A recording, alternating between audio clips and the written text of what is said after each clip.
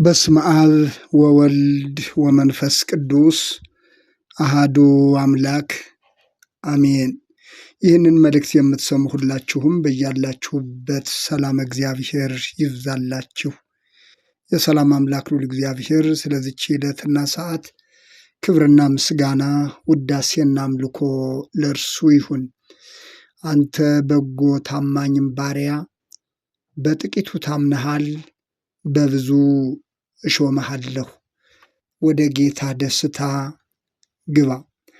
የማቴዎስ ወንጌል ምዕራፍ 5 ቁጥር 21 የዐቢይ ጾም 6ኛ ሳምንት ገብርኄር ይባላል። ዛሬ ጥቂት ደቂቃዎችን አብረን የምንቆየው ስለ ገብርኄር ይሆናል። መልእክቱ ለሌሎችም እንዲደርስ ላይክና ሼር ማድረግን አትርሱ። ሰብስክራይብ ያላደረጋችሁም ሰብስክራይብ እንድታደርጉ በአክብሮት አሳስባለሁኝ። እንግዲህ ዐቢይ ጾምን ከጀመርን በየሳምንቱ ያሉትን የዐቢይ ጾም ሳምንታት አስተምሯቸውንና ስርዓተ አምልኮ ምን እንደሚመስል ባጭሩም ቢሆን እያየን መጥተን 6ኛ ሳምንት ላይ ደርሰናል። ለዚህ ያደረሰን የጠበቀን የረዳን አምላካችን ዛሬም ዘወትርም ምስጋና ለእርሱ ይሁን። እንግዲህ የዐቢይ ጾምን 6ኛ ሳምንት ወይም ገብርኄር አጠቃላይ ታሪኩን ስንመለከት ከቁጥር 14 ጀምሮ ተገልጾ የምናገኘው ነው። የማቴዎስ ወንጌል ምዕራፍ 5 ከቁጥር 14 ጀምሮ ወደ ሌላ ሀገር የሚሄድ ሰው ባሮቹን ጠርቶ ያለውን ገንዘብ እንደሰጣቸው እንዲሁ ይሆናልና ይላል። የመድኃኒታችን ኢየሱስ ክርስቶስን መምጣት የሚያመለክት ነው። እንግዲህ ስለ ደብረ ዘይት ባለፈው ምዕራፍ 24 ላይ ያለውን እንደተመለከት ነው። ስለ ዳግም ምጽአቱ ምን እንደሚመስል ምልክቶችን ደቀ መዛሙርቱ ጠይቀው የሰጣቸው ምልክቶች ነበሩ። ምዕራፍ 25 ላይ ስለ ገብርኄር ስንመለከት እንዲያውም ቁጥር 13 ላይ ቀኒቱንና ሰዓቲቱን አታውቁምና እንግዲህ ንቁ ካለ በኋላ አመጣጡ ምን እንደሚመስል በምሳሌ የገለጸውን ነው ዛሬ ስለ ገብርኄር የምናየው። ስለዚህ ከቁጥር 14 ጀምሮ ወደ ሌላ ሀገር የሚሄድ ሰው ባሮችን ጠርቶ ያለውን ገንዘብ እንደሰጣቸው እንዲሁ ይሆናልና ለእያንዳንዱ እንደ አቅሙ፣ ለአንዱ 5 መክሊት፣ ለአንዱ 2፣ ለአንዱም 1 ሰጠና ወደ ሌላ ሀገር ወዲያው ሄደ። 5 መክሊትም የተቀበለው ሄዶ ነገደበት፣ ሌላም 5 አተረፈ። እንዲሁም 2 የተቀበለው ሌላ 2 አተረፈ። 1 የተቀበለው ግን ሄዶ ምድርን ቆፈረና የጌታውን ገንዘብ ቀበረ ይላል። 2ቱ እጥፍ አድርጎ አተረፉ። 3ኛው ግን የተቀበለውን ገንዘብ ቀበረ። ከብዙ ዘመን በኋላ የእነዚያ ባሮች ጌታ መጣና ተቆጣጠራቸው።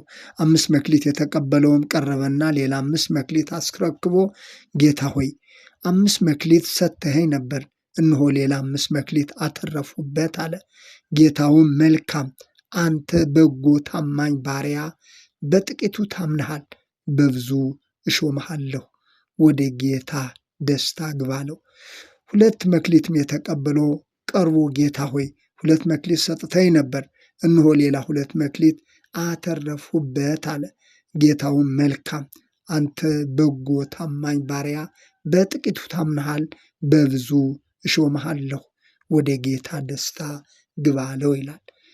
2ቱም ያተረፉት የተሰጣቸውን መክሊት ያተረፉት 2ቱ የተነገራቸው ቃል ወደ ጌታ ደስታ ግባ የሚል ነው። በጥቂቱ ታምነሃል። እንግዲህ ለሰጪው እቺ ጥቂት ናት ማለት ነው። ነገር ግን የሚበልጥ ነገር እንደሚያደርግላቸው፣ ትልቁ ስጦታ ደግሞ ወደ ጌታ ደስታ መግባት እንደሆነ፣ በተሰጣቸው መክሊት ስለታመኑ ወደ ጌታ ደስታ ግባ ተብሎ ተነገራቸው። ሶስተኛውና አንድ መክሊት የተቀበለው ግን ቀርቦ ጌታ ሆይ ካልዘራህባት የምታጭድ ካልበተንባት የምትሰበስብ ጨካኝ ሰው መሆንህን አውቃለሁ። ፈራሁም፣ ሄጄም መክሊትህን በምድር ቀበርሁት፣ እነሆ መክሊትህ አለው። ጌታውን መልሶ እንዲህ አለው፣ አንተ ክፉና ሐኬተኛ ባሪያ፣ ካልዘራሁባት እንዳጭድ ካልበተንሁባትም እንድሰበስብ ታውቃለህን? ስለዚህ ገንዘቤን ለለዋጮች አደራ ልትሰጥ በተገባህ ነበር። እኔም መጥቼ ያለኝን ከትርፉ ጋር ወስዶ ነበር። ስለዚህ መክሊቱን ውሰዱበት፣ 10 መክሊት ላለው ስጡት፣ ላለው ይሰጠዋልና ይበዛለትማል፣ ከሌለው ግን ያው ያለው እንኳ ይወሰድበታል። የማይጠቅመውን ባሪያ በውጭ ወዳለው ጨለማ አውጡት፣ በዚያም ልቅሶና ጥርስ ማፋጨት ይሆናል አለው ነው የሚለን። እንግዲህ አለመታመንና ታምኖ መገኘት ምን እንደሚመስል የገብርኄር ታሪክ የሚያስረዳን ይህንን ነው።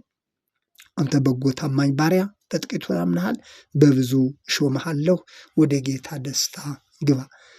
እንግዲህ ሶስቱም የተሰጣቸው መክሊት አለ። የተሰጣቸውን መክሊት አትርፈው የሰጡና ሳያተርፍ የሰጠው የሁለቱን ልዩነት በግልጽ የሚያስረዳ ነው። ከብዙ ዘመን በኋላ ተቆጣጠራቸው ነው የሚለን። ባለፈው ስለ ደብረ ዘይት ባየንበት ክፍል ላይ እንደ ተስፋ ቃሉ አይዘገይም የሚለውን የሐዋርያው የጴጥሮስ መልእክት አይተናል። እንደ ተስፋ ቃሉ አይዘገይም።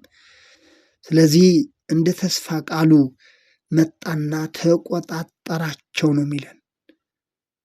ለአንዳንዶቹ የሚዘገይ የሚመስላቸው ይህ ጌታ በምሳሌ የተነገረው መድኃኒታችን ኢየሱስ ክርስቶስ መጣና ተቆጣጠራቸው። በተሰጣቸው ነገር ምን ያህል አተረፉ፣ ምን ያህል ታመኑበት የሚለውን ተቆጣጠራቸው። ወገኖች ይህ ቃል እንግዲህ ሁላችንንም የሚመለከት ነው። በተሰጠን ነገር መታመንና አለመታመን ምን እንደሆነ በግልጽ የሚያስረዳ ነው። ሲመጣ የተሰጠንን ነገር እርሱ የሰጠንን ነገር ይቆጣጠራል ማለት ነው። ብዙ ጊዜ በተሰጠን ነገር ከመታመን ይልቅ መታበይ ይቀድመናል።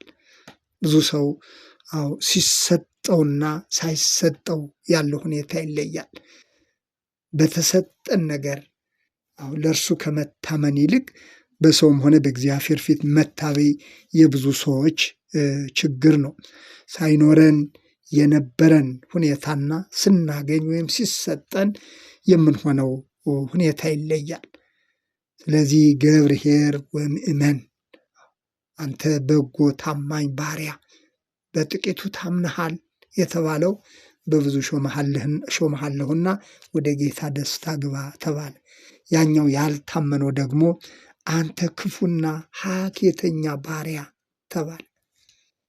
እንግዲህ ይህ ለሁለቱም ወገኖች የተነገረው ቃል ዛሬም ስለ እያንዳንዳችን መሆኑን ቆም ብለን ልናይ ይገባል። የተሰጠን ነገር ምንድን ነው ብለን የተሰጠንን የተቀበልነውን ነገር ለእርሱ ስለመታመንና ታምኖ ስለመገኘት የሚናገር የሚተርክ ነው የገብርኄር ሳምንት ማለት ነው። ስለዚህ ተሰጠኝ የምንለው ነገር ምንድን ነው የሚለውን ልናስተውል ያስፈልጋል። በመጀመሪያ ሁሉም ነገር ከእርሱ የተሰጠን መሆኑን ልናውቅ ይገባል። ሁሉም ከእርሱ የተቀበልነው፣ ሁሉም ከእርሱ የተሰጠን መሆኑን፣ የእኛ የምንለው አንዳች ነገር እንደሌለ ማወቅ አለብን። እንዲያው ከሌላው ከቁሳዊው ነገር በፊት ራሳችን የማነን ብንል እኛው ራሳችን የእርሱ ነን። ኢሳይያስ ምዕራፍ 43 ቁጥር 1 ላይ አንተ የኔ ነህ ይላል የእግዚአብሔር ቃል። አንተ የኔ ነህ፣ በስምህ ጠርቼሃለሁ፣ አንተ የኔ ነህ ይላል።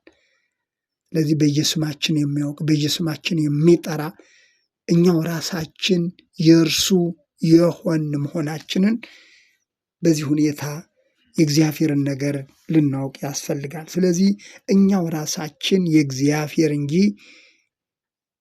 የራሳችን እንዳልሆን ማወቅ ትልቁና ዋናው ነገር ነው።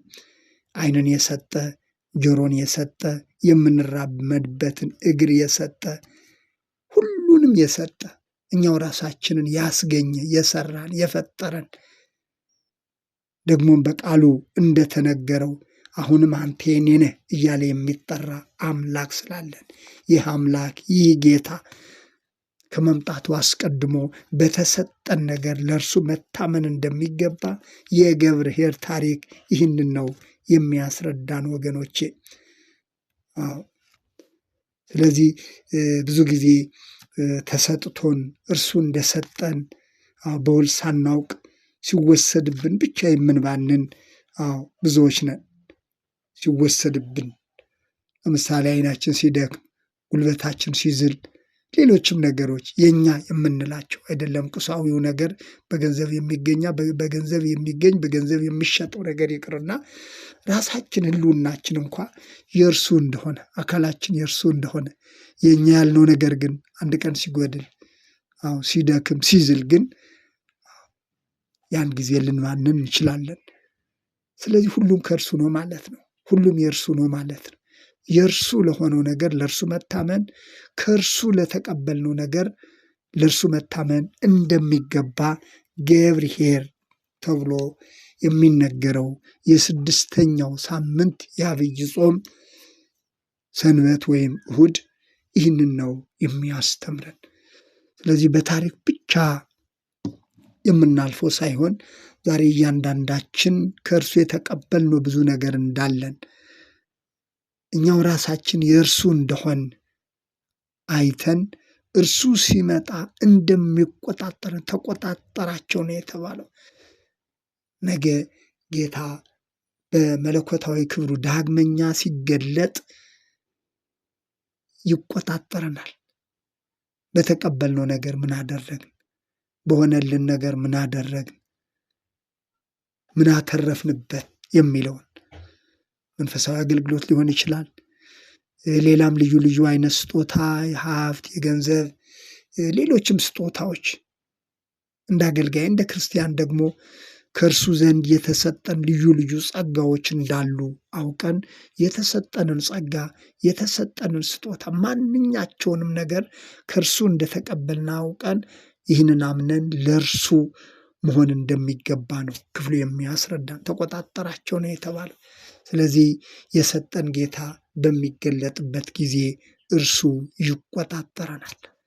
ስለዚህ ሲቆጣጠረን እንደገና ደግሞ ትርፋማ ሆነን በመገኘታችን ወደ ጌታ ደስታ ግባ ተብለን ከእርሱ ጋር ለዘላለም በደስታ ለመኖርና እንደዛ ደግሞ ክፉና ሐኬተኛ የተባለው ወደ ውጭ ጣሉት እንደተባለው ደግሞ ሁለት አይነት ሐሳቦች ያሉበት ስለሆነ ድርሻችንን መጨረሻችንን ማወቅና ለእርሱ በመታመናችን ወደ ጌታ ደስታ ግባ እንድንባል እንጂ ወደ ውጭ ጣሉት እንዳንባል ቆም ብለን ራሳችንን ልናይ ያስፈልጋል። ስለነበረን ጊዜ የእግዚአብሔር ስም የተመሰገነ ይሁን።